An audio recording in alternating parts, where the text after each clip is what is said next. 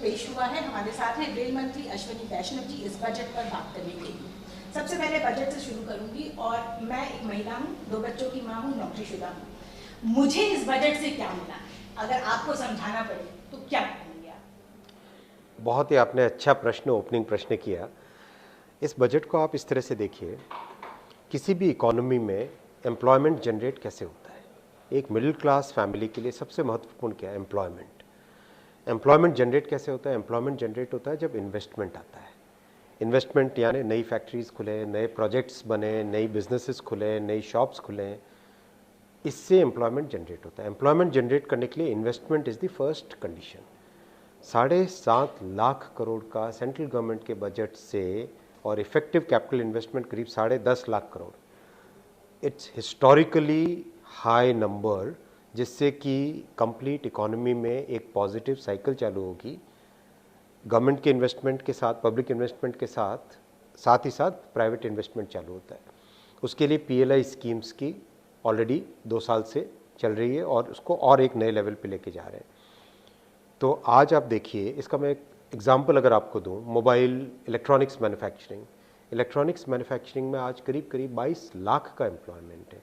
तो जो हमारी बहुत बड़ी संख्या है देश में, वो संख्या में मिडिल क्लास में सबसे इम्पॉर्टेंट जो मुद्दा होता है वो है एम्प्लॉयमेंट का।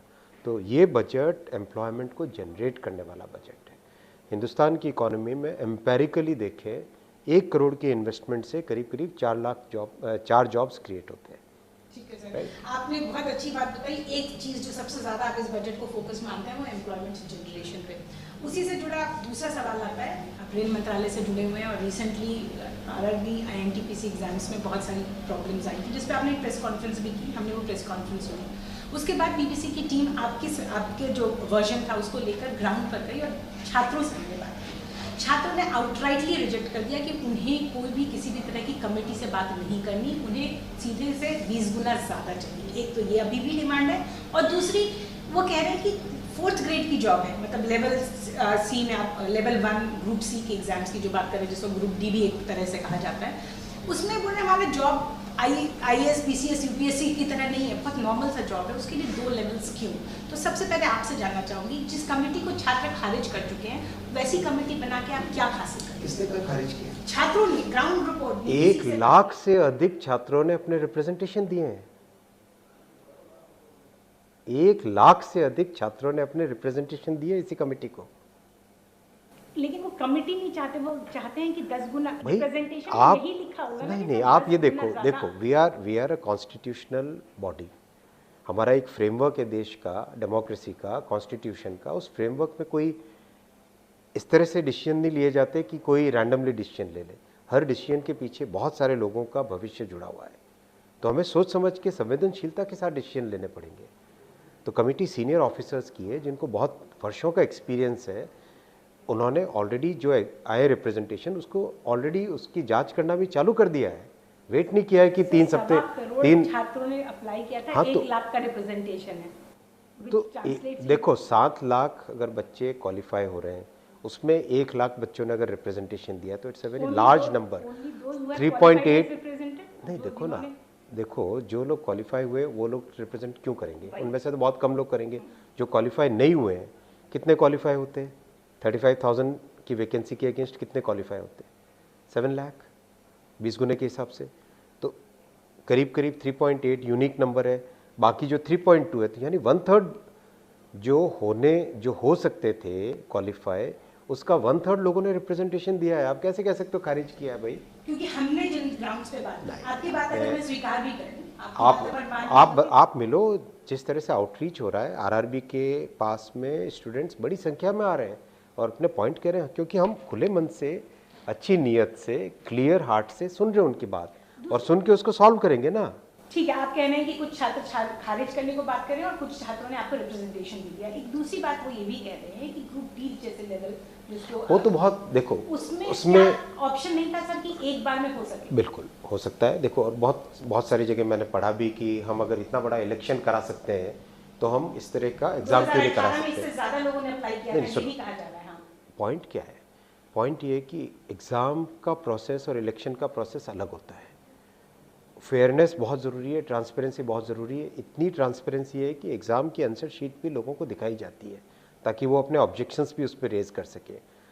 इसीलिए सोचा गया था कि एक जो ग्रुप डी का लेवल 1 का एग्ज़ाम है उसको 2 स्टेज में किया जाए, लेकिन लोगों की रिप्रेजेंटेशन है, उस पर विचार करके बहुत जल्दी फैसला ले लिया जाएगा। भी ऐसा एक बार में भी हुआ है और इससे ज़्यादा लोगों ने अप्लाई किया था, ये भी एक तरह से समय बहुत लगता है, उसमें समय बहुत लगता है और बहुत सारे चैलेंजेस हैं। तो अगर कमेटी इस निष्कर्ष पर पहुंचती है कि एक लेवल में एक ही बार में एग्जाम हो ग्रुप डी वाला, तो क्या वो डिसाइड कर सकती है? कमेटी अपना डिसीजन डेफिनेटली ले सकती है, एक लेवल में कराने के लिए एक बार में बिल्कुल ले सकती है।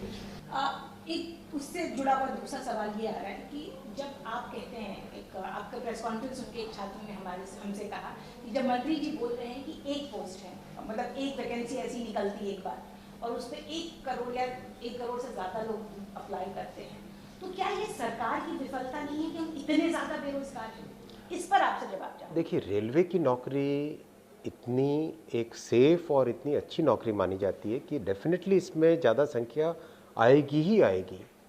बहुत सारे ऐसे छात्र भी हैं जिनको प्राइवेट सेक्टर में नौकरियां अवेलेबल हैं, लेकिन वो रेलवे की लेना चाहते हैं क्योंकि रेलवे एक स्टेबल ऑर्गेनाइजेशन है। तो ये विफलता नहीं है, क्रेज है। ये डेफिनेटली रेलवे के लिए, रेलवे तो इतनी अट्रैक्टिव नौकरी मानी जाती है। इसको आप बेरोजगारी से नहीं जोड़ते, अट्रैक्शन से जोड़ते। आप डेफिनेटली ये देखोगे कि रेलवे की चाहे छोटी से छोटी कोई भी अगर पोस्टिंग निकलेगी तो उसमें हमेशा ज़्यादा संख्या आएगी ही आएगी। आज की बात है क्या है?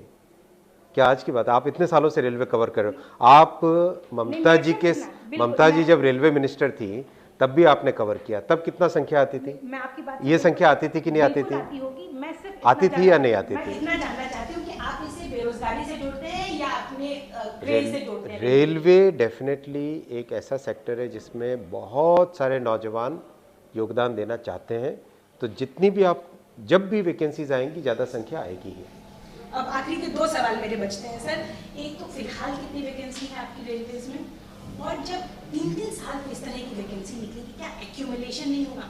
16 के बाद 19 में निकली, 19 वाली अभी तक नहीं हुई, तो फिर अगली कब होगी? देखो, बहुत सारे फैक्टर्स हैं। इन फैक्टर्स पे एसोसिएशंस का, फेडरेशंस का, उनका व्यू भी लेना होता है। आज हम बजट की बात कर रहे हैं, आप कहाँ चले गए?